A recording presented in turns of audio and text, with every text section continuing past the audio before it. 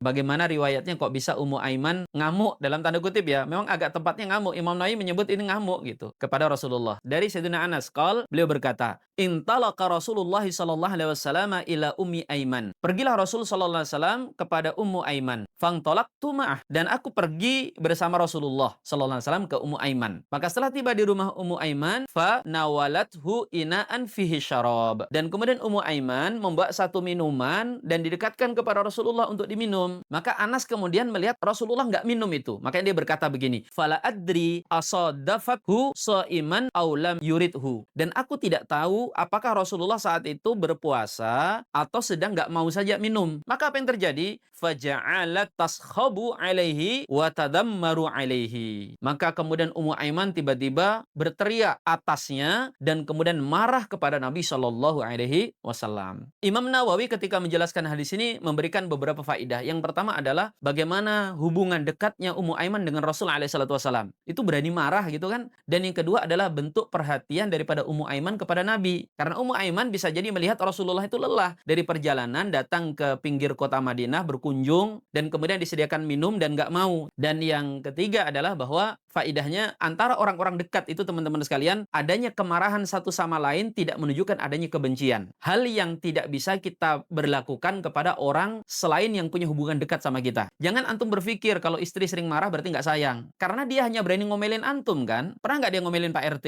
Begitu juga dengan kakak, adik, teman-teman sekalian. Kita itu ada keributan antara saudara itu biasa. Nah, yang selanjutnya adalah bagaimana Rasul alaihissalam itu adalah sebagai manusia biasa. Yang beliau walaupun seorang nabi, seorang rasul mendapatkan perlakuan sebagaimana lazimnya manusia pada umumnya mendapatkan perlakuan terutama dari keluarga. Di rumah tangga Nabi kita sallallahu alaihi wasallam ada piring pecah.